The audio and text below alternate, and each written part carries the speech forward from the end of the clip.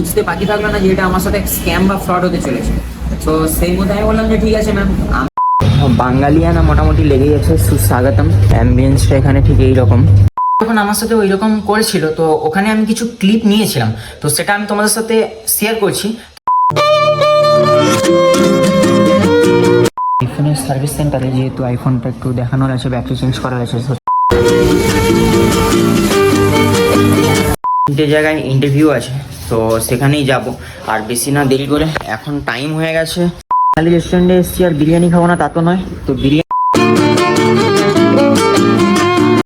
এটিএমে। So কিছু মাল মশলা এখান থেকে বের করতে হবে, এটা খারাপ হয়ে পড়ে আছে এটিএম মেশিনটা, ওই জন্য। তো কি তোমরা কেমন আছো? সো হে গাইজ, আমি সঙ্গম আর তোমরা দেখছো সঙ্গম দোলে ব্লগস। তো বন্ধুরা চলে এসেছি আবার একটা নতুন ব্লগের সাথে।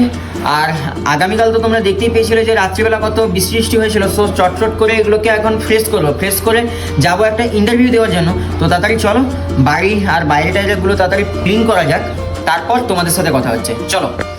তো বন্ধুরা এদিকে ঘরটর মোছা কমপ্লিট হয়ে গেছে।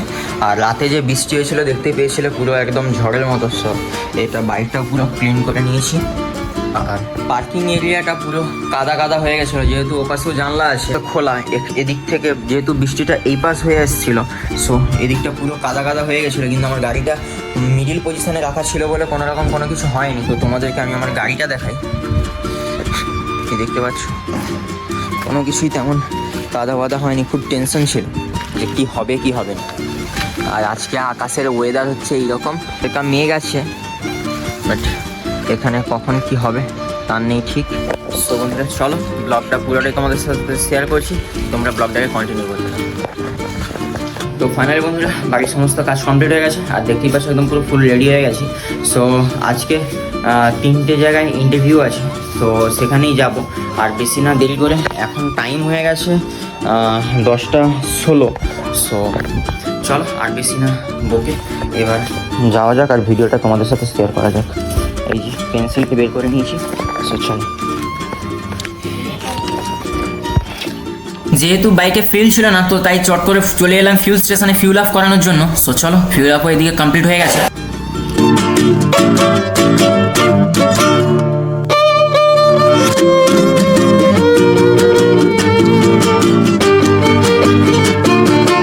চলে এসেছি, গাড়ি ওখানে পার্ক করে দিয়েছি। আর এইটা সো বন্ধুরা ইন্টারভিউর জন্য ভিতরে চলে এসেছি, আর দেখতেই পাচ্ছি এখানে অপেক্ষা করছি সবার সাথে। আর এখানে সবাই ইন্টারভিউ দেওয়ার জন্যই এসেছে। সো চলো, কখন নাম ডাকে, ওরা নামও লিখে নিয়েছে। এখান থেকে বেরিয়ে পড়েছি ইন্টারভিউ কমপ্লিট করে। তো চলো সেদিকে গিয়ে এখানের বিষয়ে আমি তোমাদেরকে সব কিছু বলছি। এখান থেকে একটু বেরিয়ে ওই দিকে যাওয়া যাক, গিয়ে তারপরে তোমাদের সাথে কথা হবে।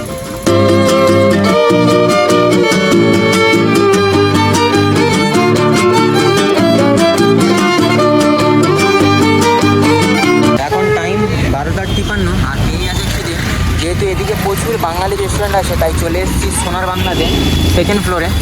সো চলো ওখানে ভিতরে যাই। বাঙালিয়ানা মোটামুটি লেগেই আছে, সুস্বাগতম।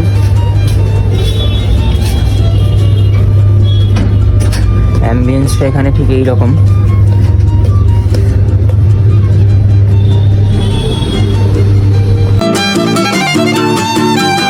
তো পুরো ফ্রেশ ট্রেশ হয়ে এখানে বসে পড়েছি, আর হাতে নিয়ে নিয়েছি মেনু কার্ড। সো বাঙালি রেস্টুরেন্টে এসেছি আর বিরিয়ানি খাবো না তা তো নয়, তো বিরিয়ানি একটা অর্ডার করবো। তো তারপরে যেটা অর্ডার করবো সেটা তোমাদের সাথে শেয়ার করবোই। আর এখানের অ্যাম্বিয়েন্সটা ঠিক কিছুটা এইরকম, যেটা দেখতে লাগছে খুব সুন্দর। এখানে মিরর নেই, এটা ফাঁকা, আর এই পাশটা ঠিক এইরকম। তো আমরা যেহেতু একটু ভিতর করে বসেছি তাই এইরকম। সো এখানে প্রিন্সেপ ঘাটের ছবি দেওয়া আছে, ওদিকে মেট্রোর ছবি দেওয়া আছে, ভিতরটা ঠিক এইরকম। আর কিছু খাওয়া দাওয়ার ছবি দেওয়া আছে। চলো খাওয়ার আসে, খাওয়ার এলে তোমাদের সাথে বাদবাকিটা শেয়ার করছি। তো যেখানে প্রথম ইন্টারভিউটা দিতে গিয়েছিলাম, সো যাওয়ার সাথে সাথে রাস্তা থেকে আমাকে ডেকে নিয়ে গেছে যে আসো আসো ইন্টারভিউ দেওয়ার জন্য। সো ডাকার পরে যখন আমি গেলাম, দেখলাম যে ছোট্ট আমাদের ওখানে যে পানপুরি স্টল যেরকম হয় ওই রকম ছোট্ট একটি জায়গা, সেটা সবাই ইন্টারভিউ দিতে এসেছে। এবার যখন আমি ভিতরে গেলাম, ভিতরে যাওয়ার পরে জিনিসটা দেখি একজন ম্যাম বসে আছে। সো ম্যামকে আমি আমার রেজিউমটা দিলাম। ম্যাম রেজিউমটা না দেখে বললো তোমার বিষয়ে কিছু বলো।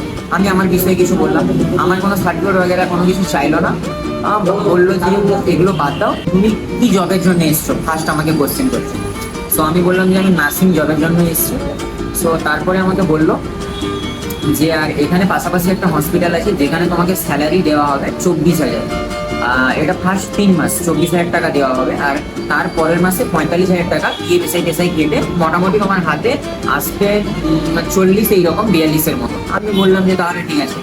লাস্টে যে ওরা আমার সাথে স্ক্যামটা বললো তোমাকে এই জবটা নিতে হলে 3,500 টাকা এক্ষুনি পে করতে হবে। আমি বললাম যে ঠিক আছে ম্যাম, আমি তাহলে আমাকে 5টা মিনিট সময় দিন, আমি টাকাটা অ্যারেঞ্জ করি। বললো যে না, তুমি আমার সামনে বসে আর টাকাটা অ্যারেঞ্জ করো। তখন আমার মানে বুঝতে বাকি থাকলো না যে এটা আমার সাথে স্ক্যাম বা ফ্রড হতে চলেছে। তো সেই মধ্যে আমি বললাম যে ঠিক আছে ম্যাম, আমি সময় দিন, আমি কলটা করি। ঠিক আছে, কল করার নামে আমি বেরিয়ে চলে এসেছি। সো এইরকমই চলছে এই ফার্স্ট ইন্টারভিউ। এখন আমার সাথে ওই রকম করেছিল, তো ওখানে আমি কিছু ক্লিপ নিয়েছিলাম, তো সেটা আমি তোমাদের সাথে শেয়ার করছি। তো আমি এখানে অ্যাড করে দিচ্ছি, তো তোমরা সেই ক্লিপটাকে আগে ভালোভাবে দেখো।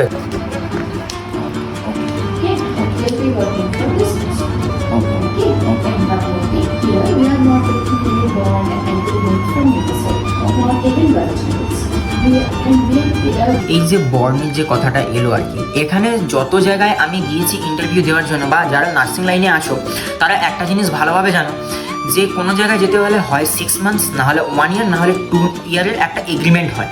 এ বলছে ভাই কোনো এগ্রিমেন্টই লাগবে না, তার উপরে এতটা স্যালারি, মানে কিভাবে মানুষকে বোকা বানাচ্ছে। তারপরে ক্লিপ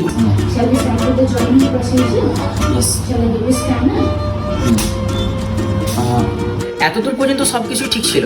যখনই উনি স্ক্যানারের কথা বললো তখনই আমি একটু ভেবাচাকা খেয়ে গেলাম, এই স্ক্যানারের কথা কেন বলে? এতক্ষণ যে কথোপকথন হলো কোনো স্ক্যানারের কোনো কথা ছিল না, বা কোনো রকম কোনো কিছু ছিল না।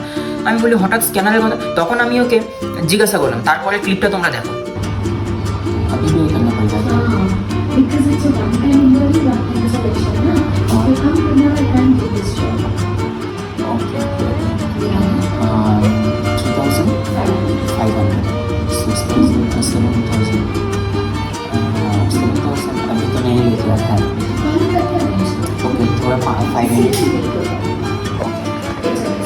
তোমরা এতদিন পর্যন্ত দেখেছো যে কোথাও যদি তোমরা ইন্টারভিউ দিতে যাও, সেখানে যদি ফোন আসে সেটাকে আমরা সাইলেন্ট করে দিই, যাতে ওদের না কোনো ডিস্টার্ব হয়, বা কোনো রকম যা থাকে আর কি। আশা করি তোমরা বুঝতেই পারছো, যাতে না ওদের ডিস্টার্ব হয়। ওরা আমাকে তখনই বলছে যে না, তুমি আমার সামনে বসেই ফোন করো। ঠিক আছে, তো আমি সেই মুহূর্তে মাকে ফোন করেছিলাম। মাকে ফোন করে মোটামুটি আমি একটু বাংলায় কথা বলছিলাম, কারণ ওরা অতটা বাংলা বোঝেনি। তারপরে যখন বললাম যে ম্যাম আর বাড়িতে তো কেউ নেই এই মুহূর্তে টাকা পাঠানোর জন্য, তারপরে ক্লিপটা আমি অ্যাড করছি, তোমরা সেটা দেখো। মানে কিভাবে মানুষকে বোকা বানাচ্ছে আর কিভাবে টাকা ওদের কাছ থেকে আদায় করছে, যে তোমাকে সাথে সাথেই পে করতে হবে 1 টাইম। ভাই তুমি যদি এক্ষুনি টাকা দিতে পারো তবে তোমার কাজ হবে, না হলে হবে না। আর নার্সিংয়ের জন্য এই 1 টাইমের যে মানে এই যে টাকার ব্যাপারটা, এটা আমি এখনো পর্যন্ত এতগুলো ইন্টারভিউ কমপ্লিট করেছি, কোথাও দেখিনি। আর এত হাই স্যালারি এখনো পর্যন্ত কোথাও দেখিনি। মানে যারা ওয়েস্ট বেঙ্গলে কাজ করছে বা যারা এখানে কাজ করছে তাদেরও স্যালারি হয়তো এতটা নয়। কেমন? তো তারপরে ক্লিপটা তোমরা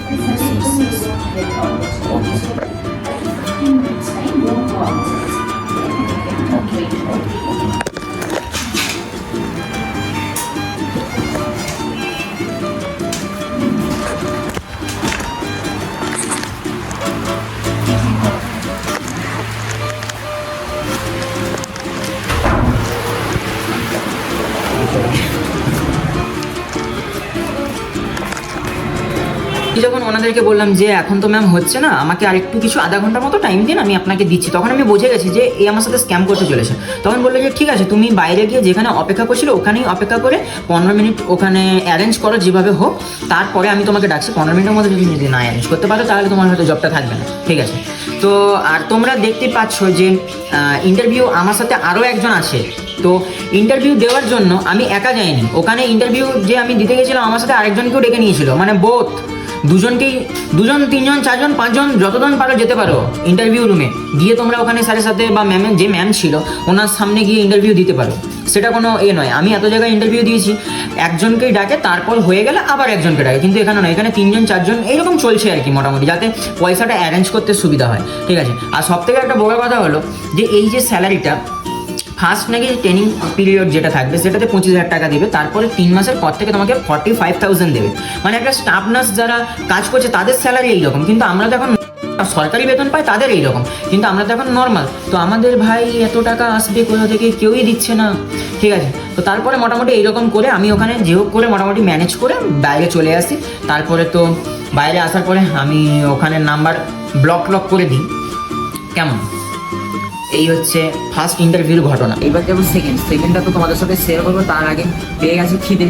তো চলে এসেছি রেস্টুরেন্টে, তো চলো খাওয়া দাওয়ার আসুক, খাওয়া দাওয়া করি পেট ভরে, তারপরে বাদ বাকিটা আবার তোমাদের সাথে শেয়ার করছি। তো চলে এসেছে বিরিয়ানি, তো চলো শুরু করা যাক। তো এখানে খাওয়া দাওয়া কমপ্লিট, এখান থেকে এবার বেরোনো যাক। সো ম্যাপও নিয়ে নিয়েছি, চলো। তো চলে এসছে জোর বৃষ্টি, আর ভাবলাম যে চলো যাওয়ার পথে মলও পড়ে গেল, একটু মল ঘুরে আর বৃষ্টিতে দাঁড়ানো যাক। ওখানে আমি অ্যাপেলের সার্ভিস সেন্টারে ঢুকবো, তো চলো ওখানে ভিতরে যাওয়া যাক। তো চলে এসছি একটি আইফোনের সার্ভিস সেন্টারে, যেহেতু আইফোনটা একটু দেখানোর আছে, ব্যাটারি চেঞ্জ করার আছে। তো চলো এখানে কথাবার্তা বলি, প্রথমে সিমটা খুলে নিই, তারপরে তোমাদের সাথে শেয়ার করছি। তো অ্যাপেলের সার্ভিস সেন্টার থেকে বেরিয়ে একটু হালকা করে টিফিন করার জন্য চলে এসেছি বার্গার কিংয়ে। অর্ডার করি আর তারপরে আমাদের সাথে কথা হচ্ছে।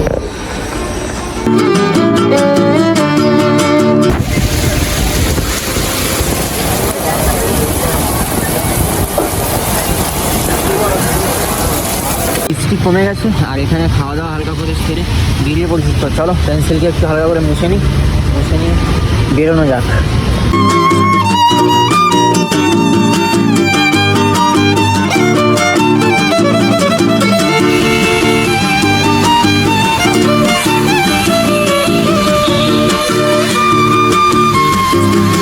বন্ধুরা ফাইনালি চলে এসেছি বাড়ি। সো দেখতে পাচ্ছ একটু খুব টায়ার্ড হয়ে গেছি। সো চলো ফ্রেশ হয়ে তারপরে তোমাদের সাথে কথা হচ্ছে, ব্লগটাকে কন্টিনিউ করি। চলো আসার পরে একটু ফ্রেশ হওয়ার পরে কিছু হালকা স্ন্যাক্স বগেরা খাওয়ার পরে দিয়েছিলাম একটা লম্বা ঘুম। আর এখন হয়ে গেছে বিকেল, আর পুজো আমার এখনও কমপ্লিট হয়নি। সো পুজো আমি এসে করবো, অনেক কিছু জিনিসপত্র ঠাকুরের নিয়ে সেদিন নিয়ে এসেছিলাম, কিন্তু আজকে ঠাকুরকে খেতে দেওয়ার মতো কিছু নেই। সো এখন যাবো বাজারে। রুমেও কোনো কিছুই সবজিপত্র কিছুই নেই, দুটো আলু পড়ে আছে, এছাড়া কিছু নেই। সো সবজি বগেরা কিছু নিয়ে আসবো আর ঠাকুরের জন্য প্রসাদ নিয়ে আসবো। সো চলো যাওয়া যাক বাজার। তো বন্ধুরা চিকেন নেওয়া কমপ্লিট করে চলে এসেছি সবজি বাজারে। তো চলো সবজি বাজার করা যাক। বাজার কমপ্লিট করে চলে এসেছি এটিএমে। সো কিছু মাল মশলা এখান থেকে বের করতে হবে, এটা খারাপ হয়ে পড়ে আছে এটিএম মেশিনটা, ওই জন্য। তো চলো